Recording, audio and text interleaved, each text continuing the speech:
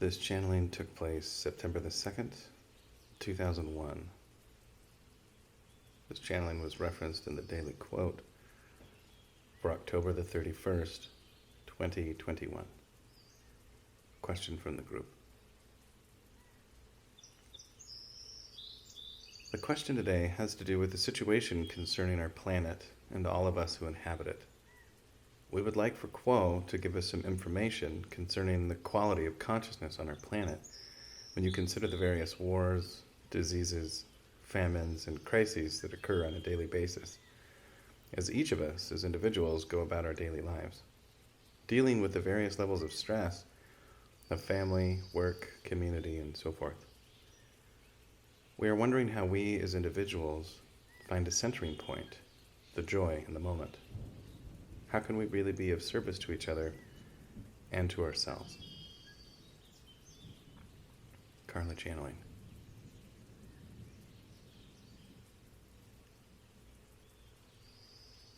We are those of the principle known to you as Quo. Greetings in the love and in the light of the one infinite Creator. We come to you as a voice of love. To this planet, we speak the ways of one, the ways of unity. We have a very simple tale to tell, and we thank you for bringing us to you to be able to share this simple philosophy. A philosophy truly too simple to be easily understood. We are most grateful to you for your infinite genius that looks at that subject, which is always and ever the same, in ever new ways, giving us new opportunities to work with the words of your language and the biases of this instrument in order to share our heart through the heart of this instrument and the one known as Jim. We are extremely gratified to share our thoughts and would only ask in return that each of you is extremely careful about what you choose to listen to and what we have to say.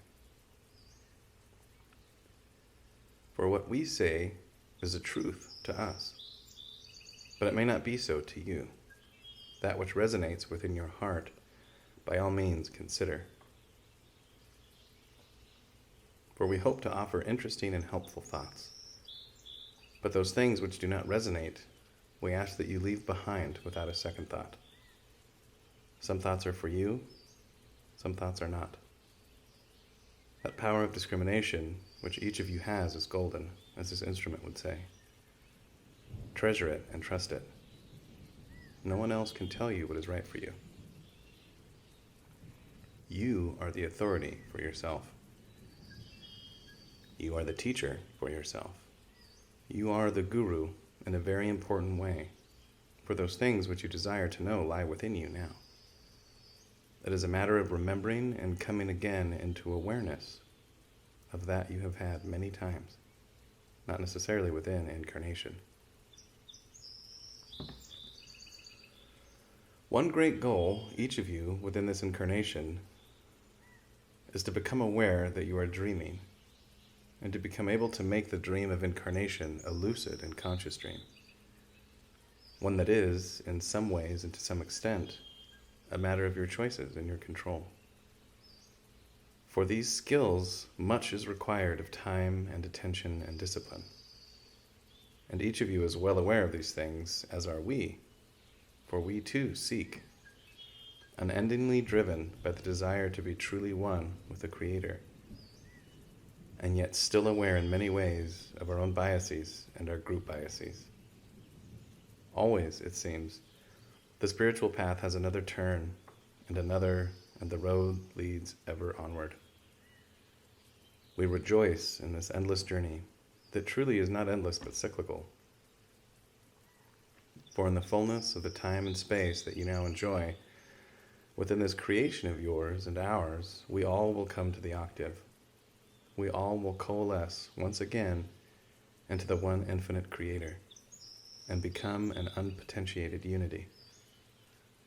And in that beating of the great heart of creation, one creation shall end and another begin. We share this walk with you, this walk from source to source, from light to light.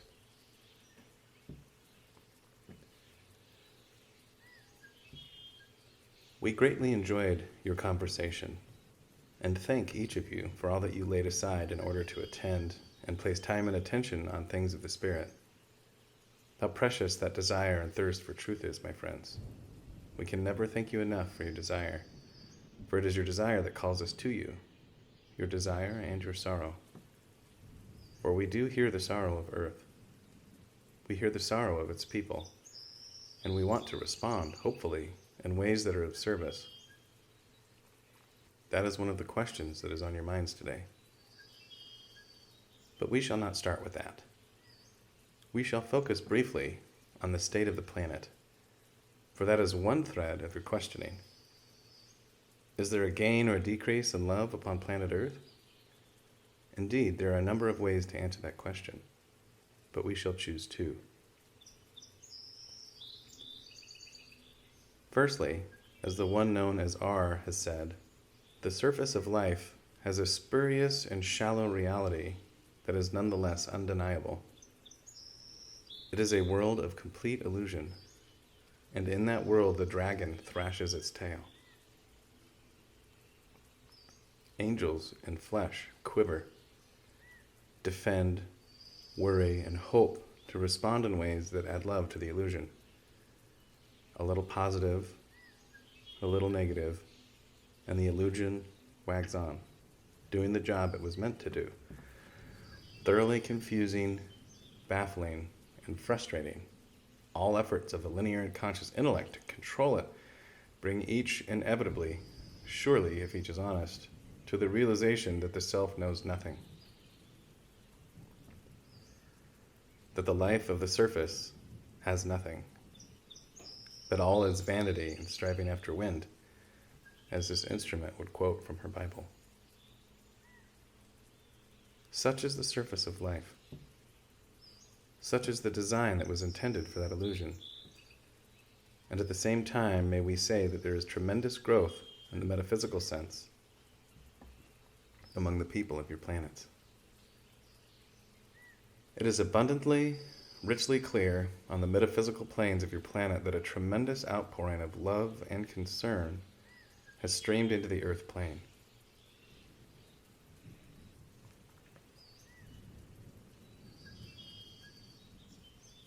Many Earth native individuals, and by that we mean those who have been within the planetary influence as souls since prehistory, in your terms, have come through the many waters of many, many incarnations over thousands of years, and have slowly but surely come to the point where the alarm clock has gone off. The awakening of the spirit within flesh has taken place. And there is now the realization within many, many individual Earth native souls that they are citizens of eternity, that they are infinite beings, and that the surface of life, while due great honor and attention, is not all that there is, but is only the gateway to the present moment, which is infinite. And these voices have become a great choir, asking and seeking and knocking at the door of truth.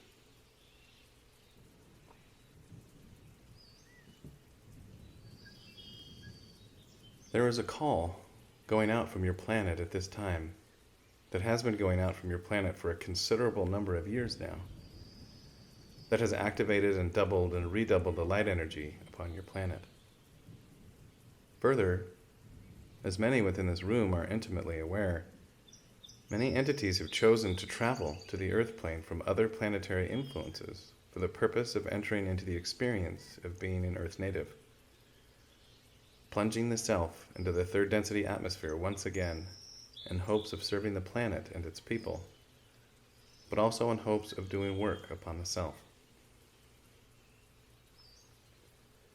A reevaluating of that all-important choice of third density, the choice of whether to love by radiation and unconditional love, or to love by control and magnetic attraction and the overriding sense that people need to be managed for their own good or for the greater good of the whole. This is work that is common to all at this time, all who are awakened, all who have begun that transforming opening of the heart and the spirit for which each took birth.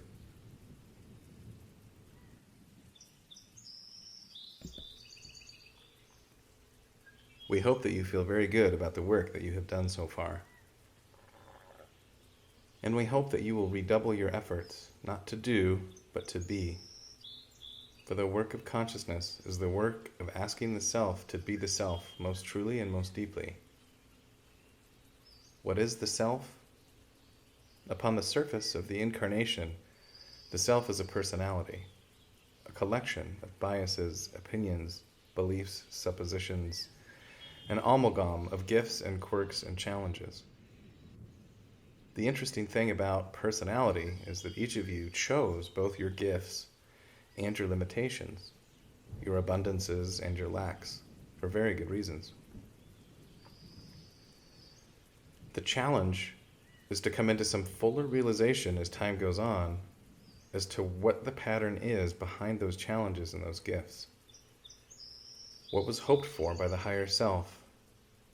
That is you, when you and your higher self planned the big points, as this instrument would say, the plot points of this incarnation. Why did you put that blockage there? That remarkable gift there? That incredible stupidity over there? These things were placed there for a reason. Why did you choose relationships with this and this entity that delight you and aggravate you and make you angry? In each connection there is a fullness of goodness, if one can but see the plan. As the one known as C has said, that is the challenge, and one seldom sees the plan until the pattern is complete, and one has the blessed advantage of hindsight. How to be oneself? This is a question we still seek to answer ourselves.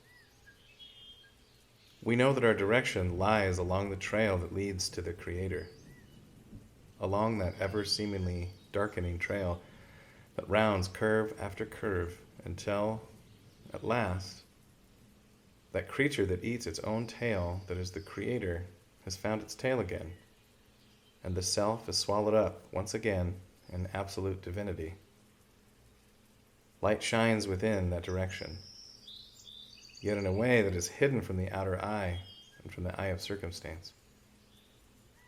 Most often the spiritual riches are found when life is at its darkest and most challenging. For it is then that the little hammers and chisels and acid water etch and smooth and craft and sculpt and find the gems within the ore that is the personality shell. So the learning to be the self is a jest of tremendous patience and persistence.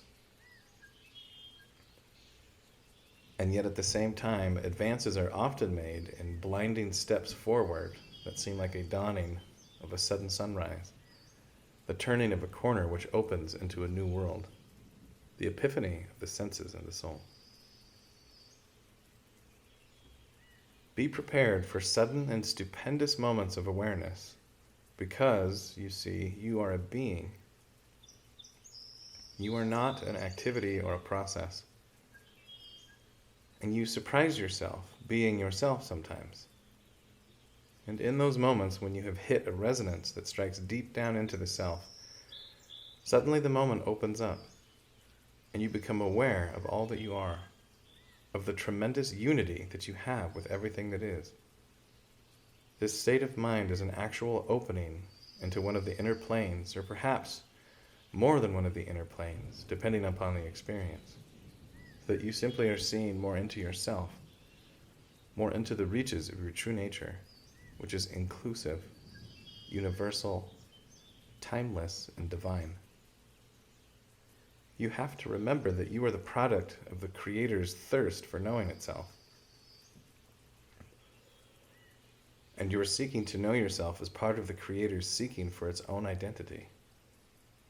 And what fascinates the Creator endlessly is how that identity is the same. And yet it continues to grow because of the fecund and fertile nature of spirit.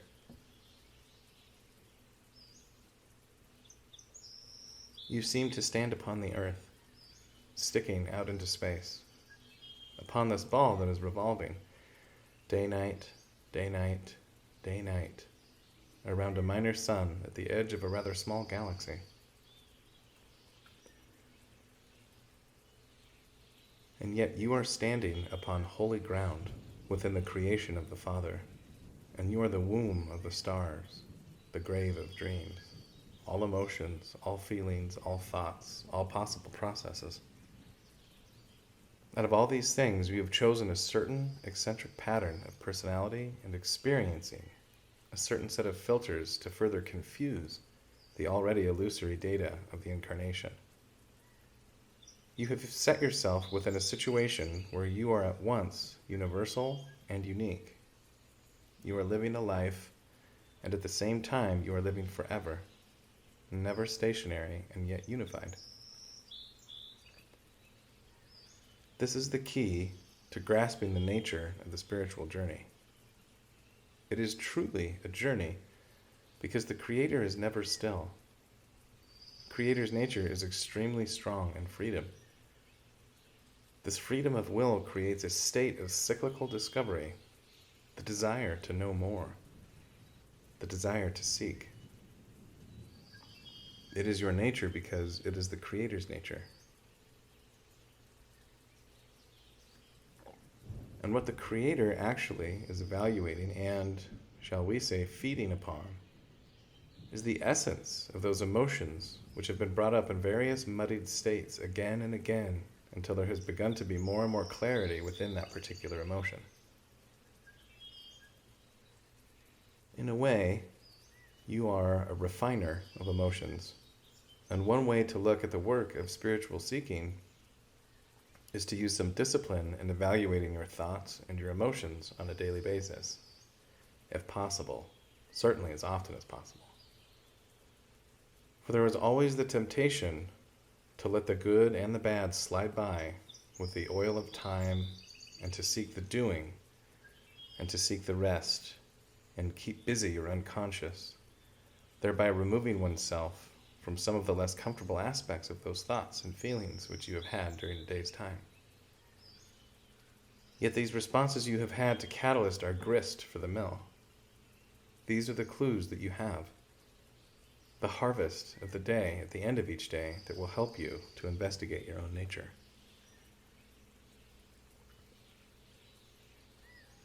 We would suggest time spent, perhaps just as you are drifting off to sleep, wherein these emotions are looked at one by one as you remember your day. And there may be seen in each memory and in each cluster of emotions the opportunity to revisit those feelings, to see into the dynamic of those particular feelings. If it is a feeling of impatience, for instance, that you are investigating, you may accentuate the impatience and really give permission to the self to feel very impatient, and then give permission to the self to allow the opposite of that emotion to come into and flood the senses so that you ask, "Show me patience. Let me feel what it is like to sense true patience." This flexing of the emotional muscle in a very meditative and contemplative way is most helpful to the unconscious mind and will, to some extent, clarify those dreams that are also hints and inklings that help one upon the spiritual path.